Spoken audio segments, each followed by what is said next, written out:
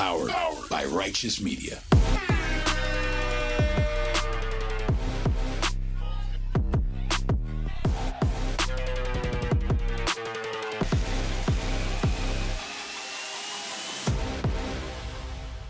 Welcome to Independent Americans.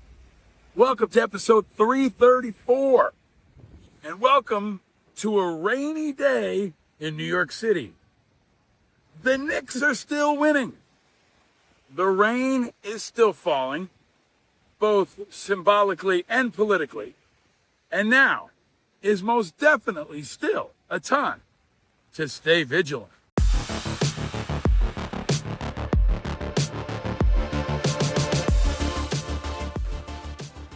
I feel like one of those weather guys on the Weather Channel during a hurricane, because it is definitely coming down right now. But there is no shortage of important news that's also falling this May all across America. And coming up, you're going to hear my exclusive conversation with a man who's bringing some sunshine to offset the rain. Continuing our Meet the Independent Candidate series, I'm going to speak to independent veteran running for U.S. Senate from the state of South Dakota, Bengs, who is an inspiring guy, who's in for a tough fight, who's driving forward our movement, and might be the first conversation I've ever had with someone from inside a camper. Yes, inside a camper, which is not where you want to be on a day like this. But before we get to that, let's talk about my top topics.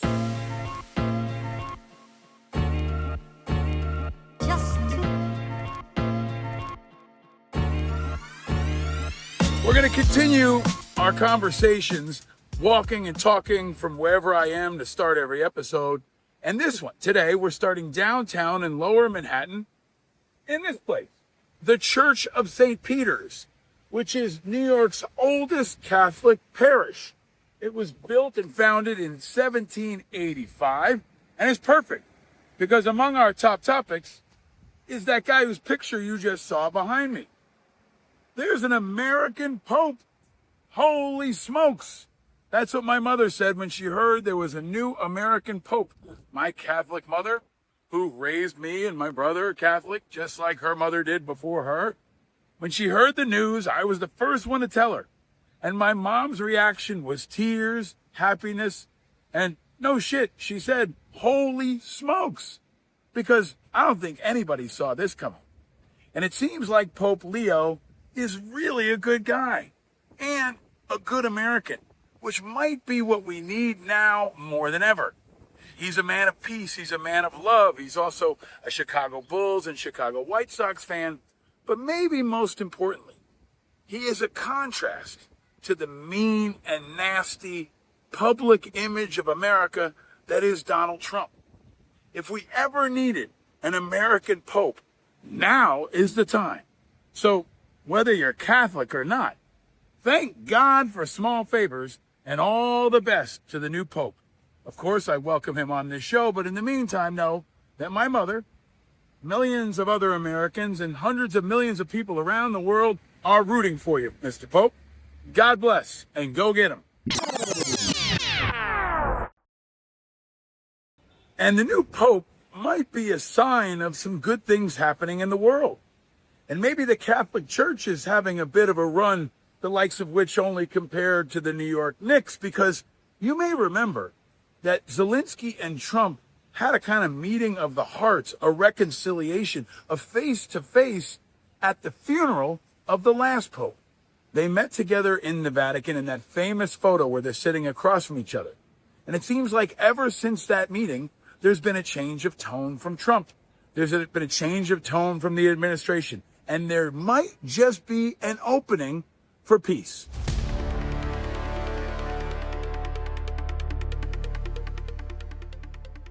And speaking of Trump and the need for peace, this week there is a possibility, as I record this on Wednesday, that Trump, Zelensky, and Putin might meet together in Turkey.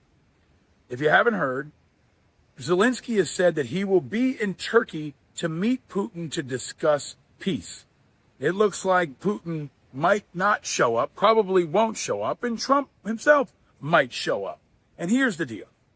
The good news is it could actually be a breakthrough moment for peace in Ukraine, which is so long overdue. But unfortunately, more than likely, it's another Jalen Brunson-like head fake from Putin to Zelensky, Trump, and the world.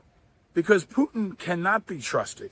Putin cannot be dealt with honestly, and Putin has still refused to stop bombing Ukraine. He's refused to return 19,000 kidnapped Ukrainian children, and he's refused to stop being a war criminal. But, at least for the sake of peace, here's to hoping that if not now, soon a meeting might actually happen. And a meeting where Putin will finally concede something. That's something that I hope the Pope is rooting for, and that everyone can be rooting for. And despite the potential progress around Ukraine, there is no progress in another area of concern that all Americans should be focused on. This week, Donald Trump announced that he will agree to accept a $400 million plane from the nation of Qatar. Now, this is deeply troubling, deeply corrupt, and deeply un-American. The White House is not supposed to be open for business. The White House is not supposed to be for sale. The quid pro quo world that Donald Trump is used to is not supposed to extend to the White House. So this is a very bad moment. If he does accept it, it is bad for our moral standing. It is bad for our national security, because it will also require us to accept a plane from Qatar, a plane that must be scrubbed of listening devices and weaknesses. And there's other open questions too, like, will we share with the Qataris what our missile defense systems look like for Air Force One? Because Air Force One isn't just a plane. It's like a flying Oval Office and Situation Room, full of national secrets. And we know that this group, especially Secretary of Defense Pete Hegseth, are not exactly a group of people we can trust with our national secrets. So let's hope that Trump sees the light. Let's hope that Trump finds God. And let's hope that Trump agrees to turn down this offer of a $400 million bribe from Qatar. But if he doesn't, we're going to have to continue to raise our voice, continue to push back, and continue to stay vigilant.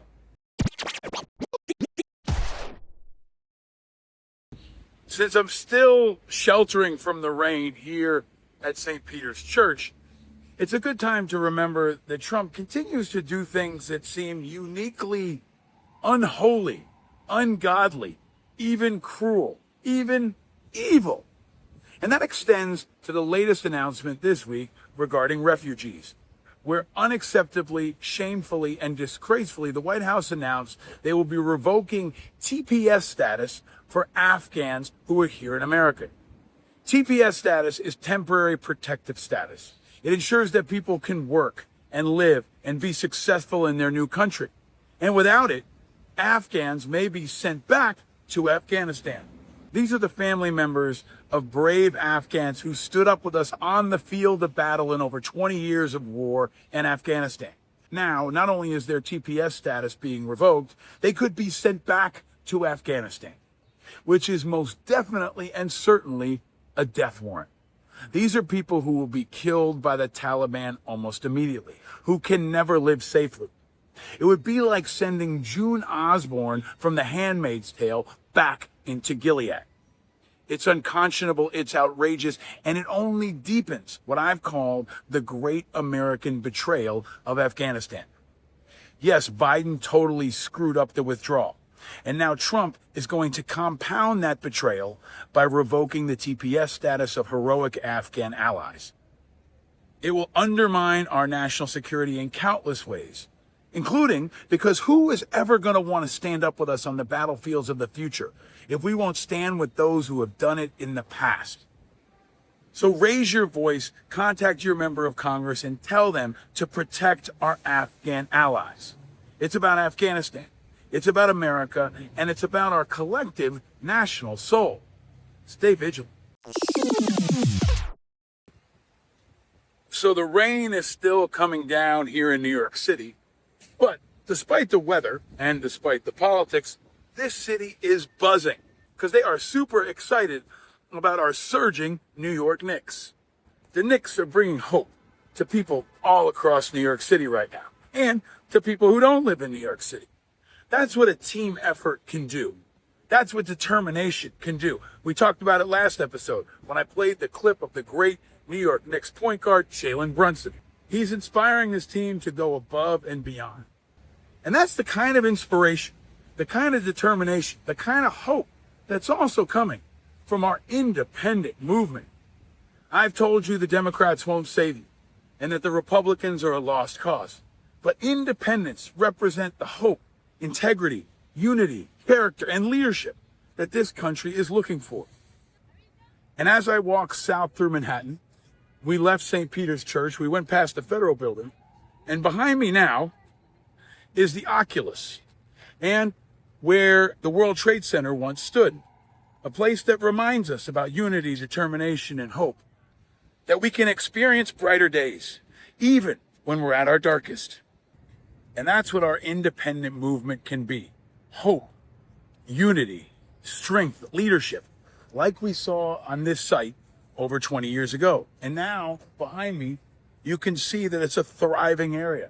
There's a new gigantic Freedom Tower. And this is one of the coolest murals that I've seen anywhere, but especially in New York City. And that hope is embodied by every independent candidate that we've spoken to last year and now as a part of our Meet the Independent Candidate series for 2025. A few weeks ago, you heard from independent candidate for mayor of this city, New York City, Jim Walden. If you haven't heard that, I hope you go and check it out. And over the past few years, we talked to everybody from Dan Osborn, who ran for Senate in Nebraska, to Shalane Etchinson in North Carolina, to Yemi Mobilati, the current mayor of Colorado Springs, independent mayor out in Colorado Springs. And today, we've got another conversation to keep it going. The first veteran we've talked to for 2025. Brian Bengs is an Air Force colonel retired. He's a father, he's a veteran, he's a professor, and he is a voice of fresh honesty in an important Senate race in South Dakota. Brian Bengs is running as an independent to unseat Republican incumbent Mike Rounds. Now, Brian actually ran before as a Democrat, and he's going to talk to us about why he did that before and why he's not doing it again. We're going to talk about just how bad the Democratic brand is in South Dakota and across America. We're going to talk about why he thinks this year is different and why he thinks he can win. And we're going to talk about why he's living in a camper right now. The first Senate candidate I've ever talked to who was talking to me from inside a camper. But it's an inspiring, important conversation, not just about what's happening now, but about what's happening next. Before the Knicks went on this huge run, they had to go through a rebuilding period. That's what America's going through right now, too. But the signs are there that our team, America, and independent Americans can go on a really big run, a title-winning run. So welcome to a conversation about what's possible. Welcome to the latest conversation in my 2025 Meet the Independent Candidate series. Welcome to Independent Americans, episode 3, 4.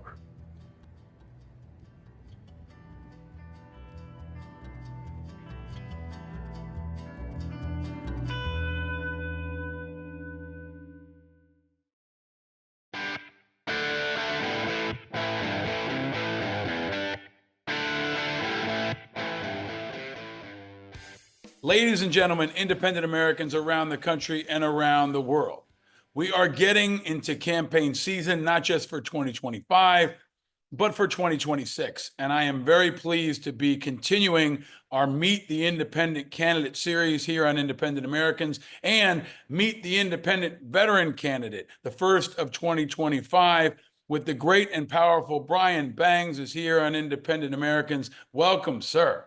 Thank you so much for having me. Appreciate it. It's great to meet you and to talk to you. I'm excited to get into everything from your Air Force background to why you're running for Senate, to your experience as a park ranger. But we were getting warmed up. I said, I like your name, Brian Bengs. It's a pretty cool name, man. Yeah, it's worked for me. It's had some different pronunciations over the years, but it's all worked out. I like alliterative names. I mean, it's like superhero stuff, right? Like Peter Parker, Bruce Banner, Yeah, there we and go. many other.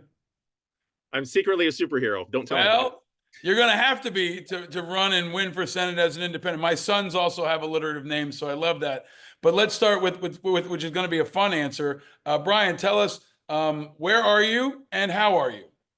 All right, I'm in Hot Springs, South Dakota at the moment. I've been living in a camper since last September, so I'm in a camper on the site of my home construction. It's about 50 feet away.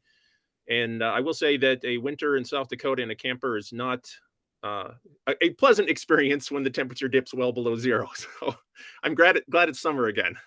I think you're the first person we've interviewed from a camper, but I think that cuts to your authenticity, which is part of why people appreciate and respect you. You have a very deep connection to the area that you're from. But let me ask you to share with folks who don't know who you are. Who are you, and why did you decide to make this leap to run for office again, this time for U.S. Senate again? Okay, well, as you noted, my name is Brian Bengs. I am a retired Air Force JAG, Judge Advocate. I've also served in the Navy back when I was just out of high school. And I was teaching at Northern State University in South Dakota, Northeast South Dakota.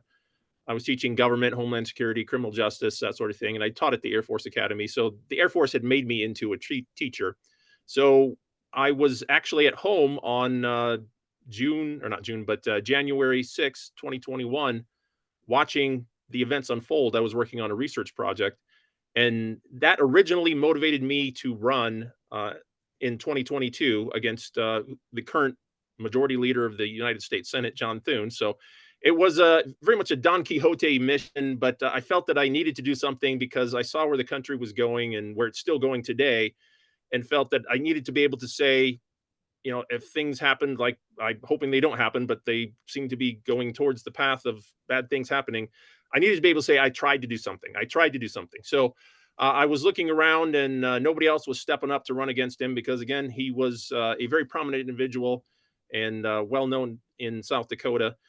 So I contacted the Democratic Party to say, hey, would you let me run as an independent under your banner? And they weren't excited about it, but they said, yeah, maybe. But there's a state law that limited that, and I didn't have the time or the money to fight what I believe to be an unconstitutional law. So I switched parties, ran as a Democrat in 22. Horrible experience in the sense of didn't have the ability to raise money, did not really get the message out, even though I had polling that showed my background and what I was saying would be quite competitive. Couldn't really crack the egg there to get it in front of people's eyes. So stopped that when I lost in 22, and then kind of given up on, do I want to be involved in this anymore? And I moved, and my wife and I bought some property outside of Hot Springs, South Dakota, where we're building the house now. And we have a nearby national park, Wind Cave National Park. So I got a job, applied for and got a job there. Thank you, Veterans Preference, for that. And started working at Wind Cave as a ranger. Loved the job. Who wouldn't want to work at a national park? It's just an amazing place. I learned so much there. And then DOGE cuts came along to the National Park Service, and I was a relatively new employee, so I was probationary. And I was sure, along with the handful of other folks that were probationary with me, that we were all going to get chopped. And on the day that they announced the people that were going to be chopped from the region, they did not include us. And it turns out later they said, we're not going to fire probationary people who are veterans. And everybody that worked at Wind Cave as a probationary was a veteran. So at that point, there was a switch flipped in my head of like, had I actually been chopped, my plan was like, all right, I'm going to run for office again, but this time as an independent, based on the lessons I learned from 22, where the big lesson was, I would literally go up to people and say, hey, I'm going to guarantee with 100% certainty that you're going to agree with me on at least two, but probably three things. And invariably, I was able to say that because everybody agreed with me on at least two and typically three things. So I'm running down and like, yep. And then when they get around to say, so what are you? I'd say, well, I'm a lifelong independent, but I'm running as a Democrat. And I heard far too many times, I'd never vote for a Democrat. And that was the end of it. It didn't matter that we agreed on these things. They did not care. They cared about the letter behind my name. So the big lesson for me was an I doesn't have I'll never vote for an independent because it's not conditioned that way. because I'm not picking a team like I've picked a football team to root for, and I hate the other guys. It's not that way with an independent because we're kind of on the same team if you and I agree. So Mm-hmm. that is why I'm running today. I announced I had to resign my position ultimately, unfortunately, with the National Park Service to do this because, ethics that regular people have to follow. Mm-hmm. Um, and so that's where I am today.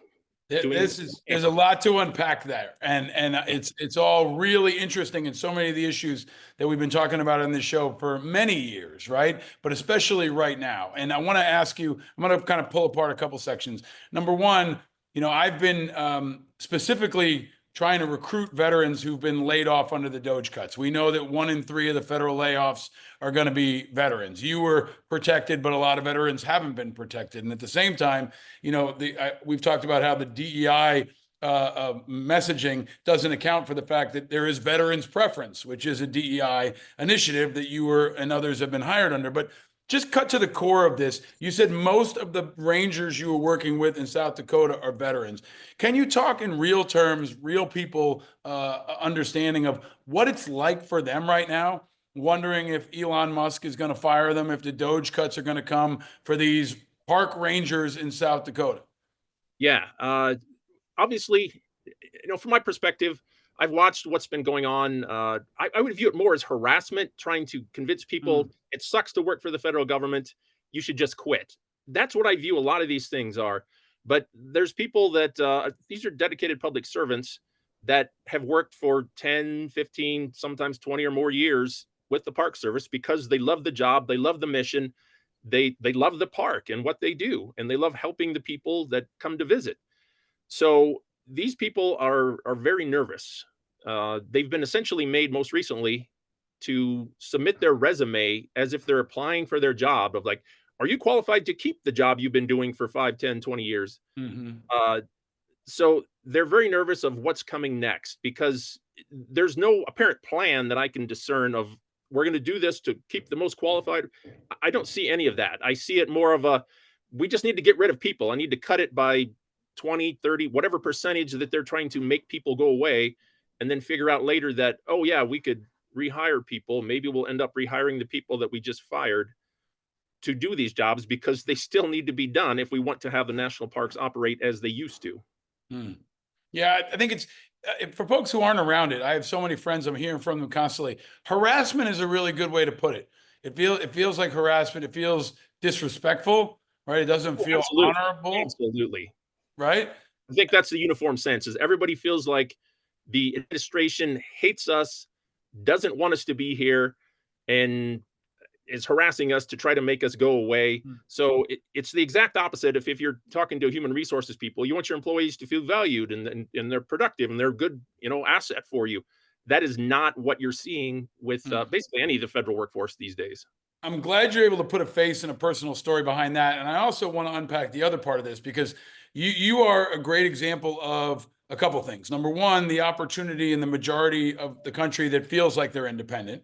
Then you've got a guy who's had to kind of take a devil's bargain. I'm not a Democrat, but the only way people tell me I can be successful is to run as a Democrat.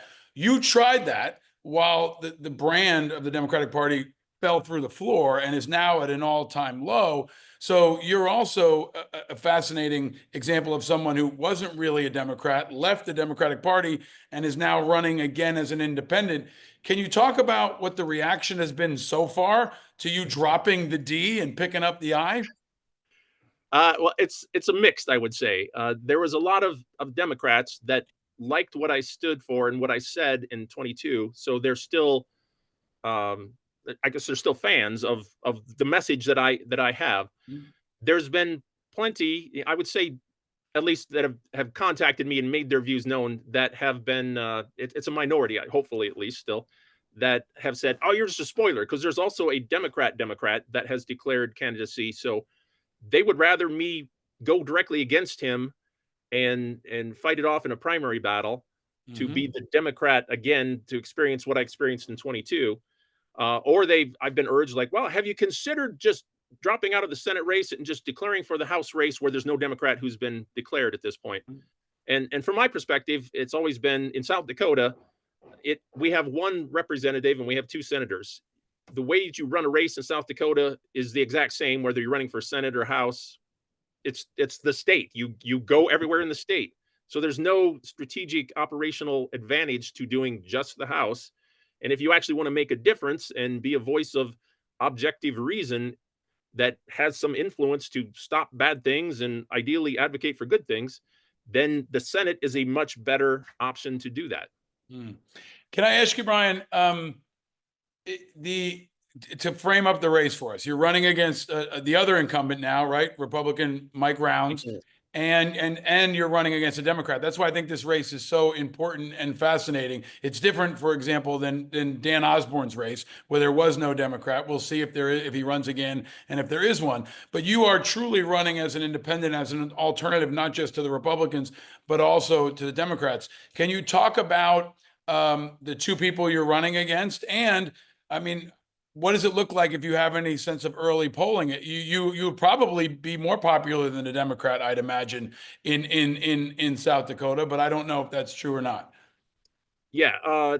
Well, Mike Rounds, he's a Republican senator. He was a former Republican governor, so he's been Republican all his life. The magic in South Dakota is if you can win the Republican primary, you've got the R behind your name going into an election. Congratulations, you won. What do you stand for? Does not matter. You've got the R. That is what happens in this state typically. So we're going to have to try to break through that and actually talk to people, which again, as a Democrat, you can't do. It doesn't work. I've tried it. I've talked to, I would actually go up and pick out people wearing Trump hats because it was more entertaining. I knew what the outcome was going to be because that's what the outcome almost always was. But it was more entertaining to have them agree with me and then they would not vote for me. In terms of polling, it's a little bit early. We haven't done that yet, but I do know the voter registration numbers. There's actually more registered independents in this state by about roughly 2% to 3% than there are Democrats at this point. So the Democratic voter registration numbers have been sliding. There's roughly 7,000 fewer than when I ran in 22. And so they've been going down over the years. And who's the Democratic candidate that you're running against? Tell folks about that person. The Democratic candidate is Julian Boudouin. He and I actually, incidentally, went to the same college in Louisiana when I was stationed down at Barksdale. He attended Louisiana Tech and played football for him. And I attended Louisiana Tech and worked on a master's degree in history when I was down there after work. So he's a good guy, former state trooper, spent 13 years. I like him. He's a nice guy. He and his wife have a restaurant that they run in town there. I just cannot, as I explained to a Democratic group, I cannot see his path going forward. It takes money. Did I mention money? To break through here. And as a Democrat, you start in a hole that's deeper than, at least I start on level footing here with an I, that people don't automatically hate me if they're not registered with the same party. I can get an open mind. He's going to have to change minds. So that's going to cost extra beyond that. So having done the fundraising effort as a Democrat in South Dakota in 22, I know how difficult it's going to be for him. And unfortunately, I don't think he's viable as a candidate because of that. Yeah, I think this is a fascinating insight into how toxic the Democratic brand is in some places, and specifically in South Dakota. Let me ask you if we could take a step back a bit and ask you, because you were an independent before you ran as a Democrat. We're constantly having this conversation about what it means to be independent. How do you define independent, Brian? See, for my approach has always been, what are the principles and the values that we're going after?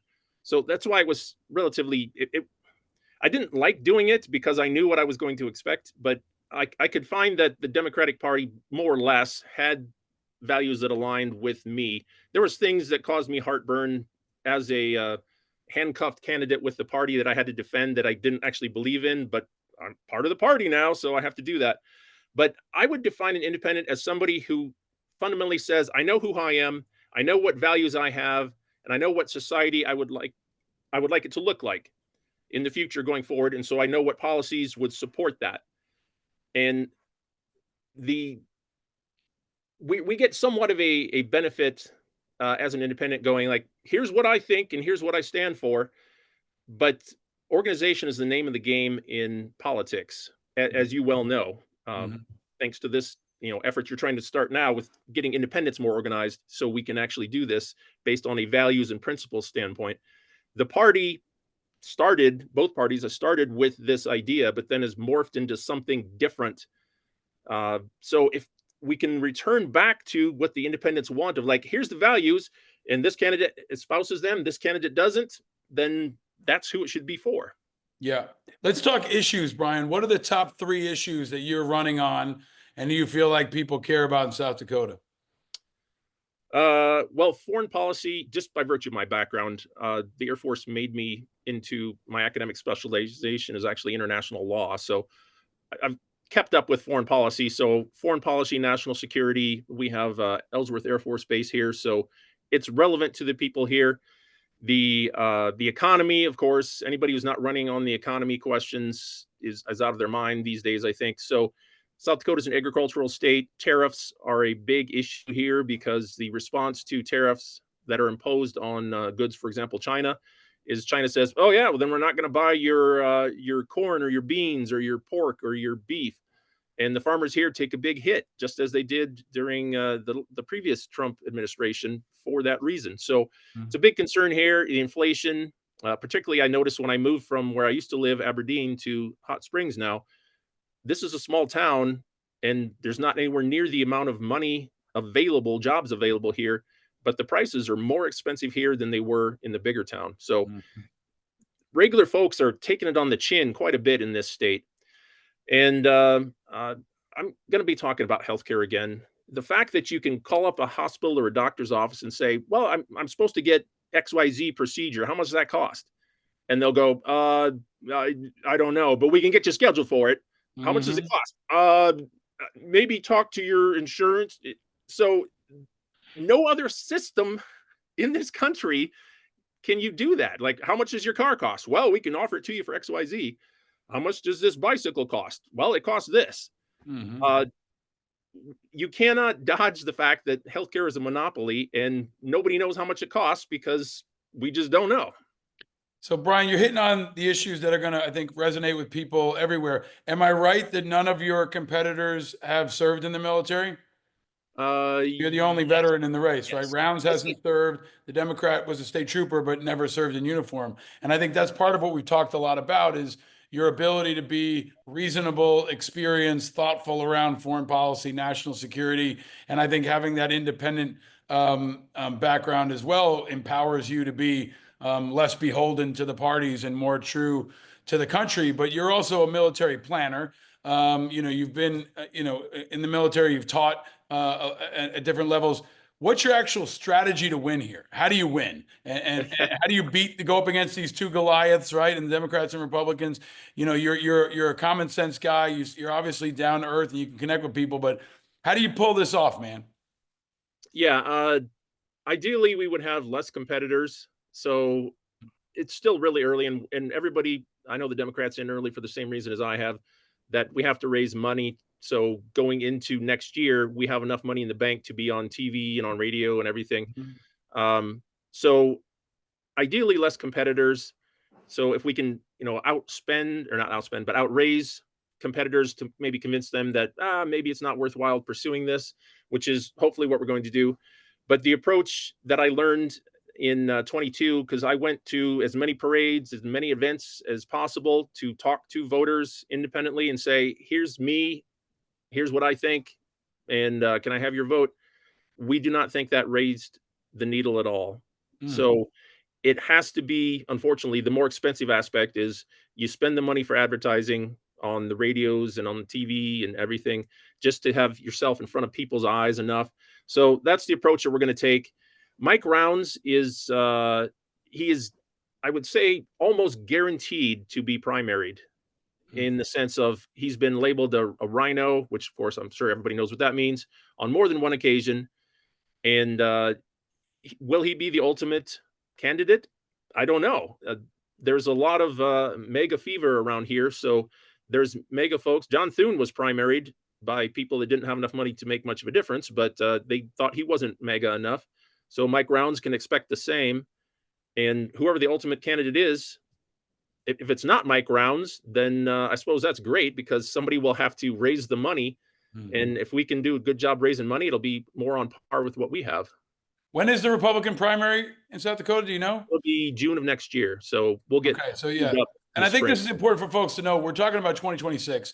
It's a midterm election. There won't be a presidential ticket, right? So there won't be a Trump or a Harris on the top of the ticket, which has advantages and disadvantages. But I think especially for an independent who can carve out your niche and motivate and galvanize independents, it gives you a real opportunity in what will likely be a lower turnout election to compete, right? And if it ends up being a MAGA right winger against a Democrat, there's a really prime opportunity, especially for a veteran, to hit the middle and split the difference. Can I ask you, Brian, if you're elected, I asked this of all the Senate candidates, who will you caucus with, if anyone? If people are saying, I know you say you're an independent, but you ran as a Democrat last time, can I really trust you to be independent? Who are you going to caucus with?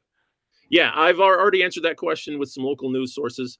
And the answer is that I would actually try to be an independent in the sense of I will caucus on an ad hoc basis. So if the Republicans pull out this magic healthcare plan that they've been talking about that will actually make things cheaper and cover more people, I'm all on board. I'm on board with that.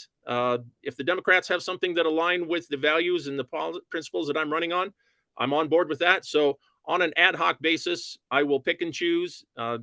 Ideally, in the sense of as an independent, I'd prefer that there be more independents in actual independents in the Senate, because they can be the kingmaker in the sense of if it's a closely divided Senate between Republicans and Democrats, then independents are in the position of power to say, well, what are you going to do? So I can support that, but it needs a little bit something bump extra for the good of the country, whether it's election reforms or getting money out of politics, to the extent we could even do that if the Supreme Court lets us. Yeah. We can make a difference in that regard by doing this on an ad hoc basis. It puts you to power. I mean, we saw what Joe Manchin was able to do, what Kirsten Sinema was able to do, how they're able to drive policy and legislation toward them, and they weren't even really truly independent. So I think there's a real principled and practical opportunity to saying you won't caucus with anybody. It might cost you, seats on committees, but at the same time, it could put you in a really strong position to influence things. Let me ask you this. There are no open primaries in South Dakota. I don't know if you've been on the record on that or not, but is it something you'd support where we know that independents don't have a voice in the primary process? Many folks like you and me don't have an impact on the candidates that are put forward, and public resources are put toward what are essentially private primaries. Do you support open primaries? Yeah, there was actually an open primaries amendment on the ballot in 24. And I advocated for it publicly, and I would advocate for it again. I believe it is better. I took some flack from the Democrats because I would go talk to them about it and say, hey, here's a good thing. And they're like, whoa, the party would suffer if we support this. So I think they shot themselves in the foot by opposing it, but I'm still a proponent. Excellent. I'm going to encourage you to apply for IVA's endorsement. I assume you will get it. There's a long road between now and then, but for folks who are just hearing you, I've done this with all of our candidates. Brian, I'll give you the floor for a minute or so to all the folks out there that especially aren't from South Dakota, but also those who are. Why should they support you? Why should they support Brian Bengs now as an independent for Senate? Okay. Well, to quote the 9/11 Commission and their findings of why we had that attack, it was a failure of imagination. I believe partisanship results in a failure of imagination because the party does the thinking. You don't do your own thinking. I am a independent thinker, for better or for worse. I have ideas that some will say, that's a crazy idea. But I'm approaching it from the 20,000-foot view of like, what's wrong with our system and how could we fix it? Open primaries being one of the things. I would also support ranked choice voting, for example. Like, hey, we need to turn down the partisanship. Yep. Partisanship has short-circuited the way our government is supposed to work. If you look at the father of the Constitution, James Madison, what he wrote in Federalist 51, that ambition is supposed to counteract ambition. And it's a great theory. I fully support it, but partisanship has short-circuited that because the ambition of partisans, for example, the Republicans in the Congress right now, that are mum, staying silent about things that are overreaches and abuses of power by the executive branch, and the executive branch using Congress's power contrary to the way that it was intended for. So we need to address these things, and we need to be objective about it and not say, oh, there's standards for those guys, never mind what I'm doing. That is what partisanship's destroying. And I told people in 22 when I was running that I am not naive enough to think that I would actually be able to do things myself, but I'm sure as hell able to make a lot of noise and try to get the football moving at least a yard or two down the field so somebody else can help me out and take it a little bit further in the long run. Excellent. You have generously offered to stick around for some extra content for our Patreon members. So Patreon members, stick around for that. In the meantime, Brian, you know, you're really inspiring, and I'm grateful for your leadership, your thoughtfulness. Having your experience in the Senate, I think, would be great for America. You could be my stunt double maybe in the future. I hope you'll come back on the show. I mean, the authenticity, man. I don't think we've ever had anybody do an interview from a camper, right? So you win on that one. But we're rooting for you, man. This country needs patriots like you, and I'm grateful. We're all grateful to you for stepping up, and to your family for stepping up. We need a voice like you now more than ever, and I hope you'll come back on the show in the next couple of months. We'll be rooting for you, man. Right, absolutely. Thanks so much. Thank you very much. Go after him, man, and stay vigilant.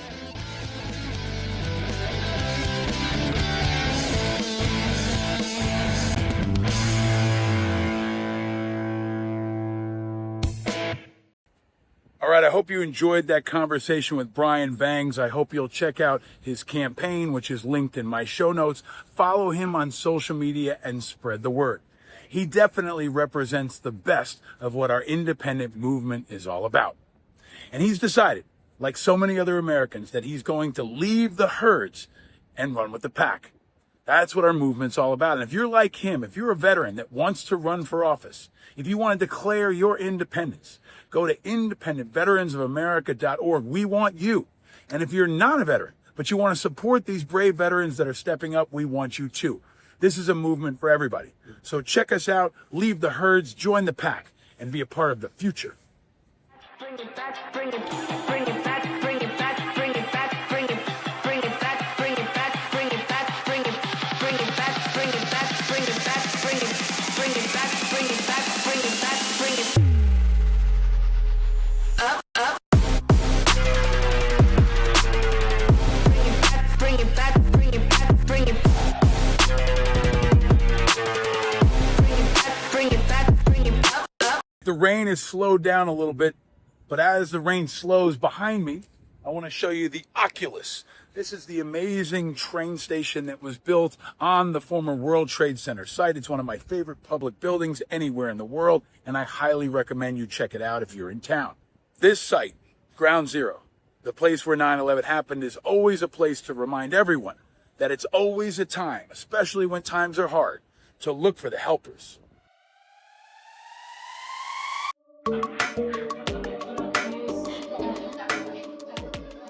The helpers run in when others are running out. That's what helpers are all about. That's what Mr. Rogers told us to do. And I want to share one story of a helper that has to be recognized. Sergeant Brian Lieberman. Earlier this month, Sergeant Brian Lieberman heard shots happening outside of his apartment. He's stationed with the 82nd Airborne at Fort Bragg. And outside of his apartment, he found a man laying on the ground bleeding out. He used a garbage bag to plug his wounds.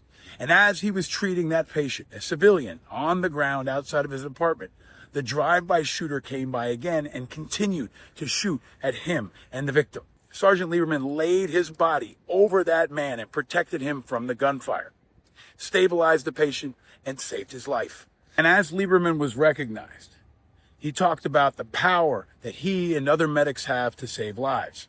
He trains a lot of younger medics, and he said he always tells them to never lose sight of the fact that they have the power to have an impact. No matter where they are, no matter what happens, they have the power to save lives and be there for someone on their worst day, to be there, to be a helper.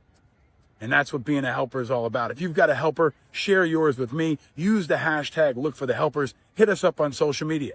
And if you haven't already, be sure to go to independentamericans.us, where you can watch this entire episode. You can watch my conversation with Brian Bengs and all our recent excellent episodes with Gary Kasparov, Representative Don Bacon, Governor Wes Moore, and so many others. Our entire archives are on the site. And if you missed Mother's Day, you can send a piece of Independent Americans merch to that independent mother in your life. And Father's Day is coming soon too. So you can get your merch now and hook up that independent father in your life.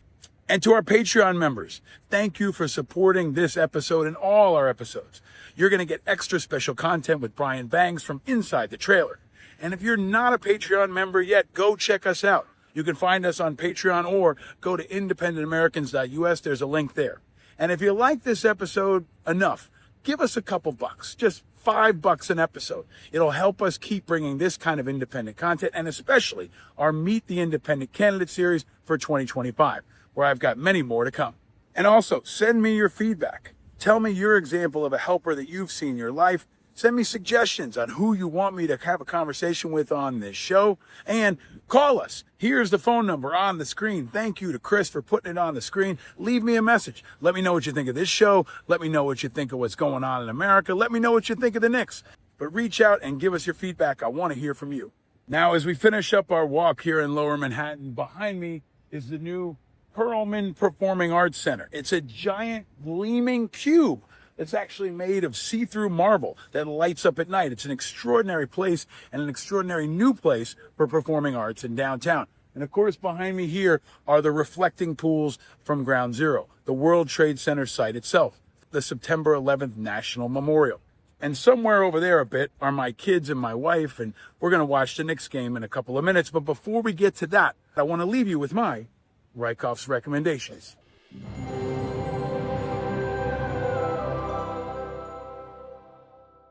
All right, I've got 3 quick ones for you. First of all, number 1. I don't know if you can see this. It says, art is therapy. Art is therapy. Art can be fulfilling. It can be inspiring. It can be soothing. And I'm lucky enough to live in New York City, but no matter where you are, go and seek out some art. I'm a huge fan of graffiti art, modern art. All around me right here is an installation that they've created around the construction site of 9/11. It's incredible work. But go seek some art, whatever kind of art floats your boat. But art is therapy, and it's something that we need right now, especially given how crazy times are. This is a good time to remind you that if you don't already follow us on YouTube, you should. If you're listening to me now on Spotify or some other platform, you're missing an opportunity to see some of this incredible art that I'm passing here in New York City. So follow us on YouTube, subscribe, and share.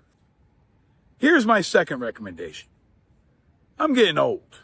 We're all getting old, but I've really been feeling it in the last couple of years. My kids are getting bigger and heavier. My schedule is getting more active, and there's something I do almost every day that really helps me. I stretch. Really basic. I try to do at least 40 to 50 push-ups and squats every day. And then for 5 minutes in the morning, I stretch. From my neck to my shoulders to my calves, all the way around, I try to get in a stretch. It's also a meditation, and it helps with healing, and it definitely helps with aging. So if you haven't stretched in a while, or you don't do it regularly, I highly recommend it. Stretch it out, people. All right, my final recommendation for this episode, number 3.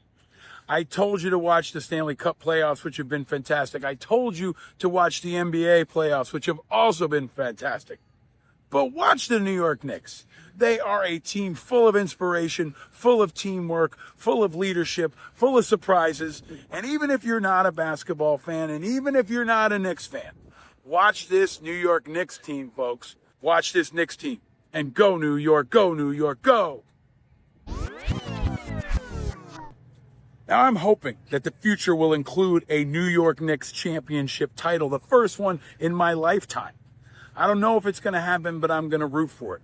But I know something else is going to happen in the future. The future will be full of independents, because independents are the future.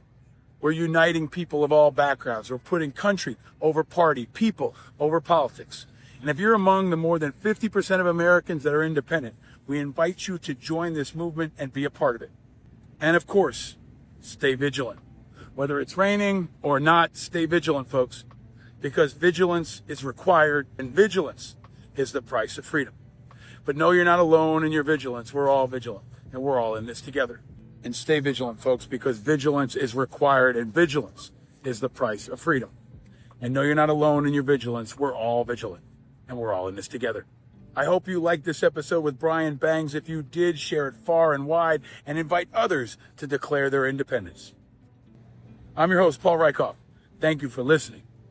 Until next time, down with Hamas, down with Putin, Slava Ukraine, and stay vigilant, America. And let's go, Knicks! Let's go! Let's go, Knicks!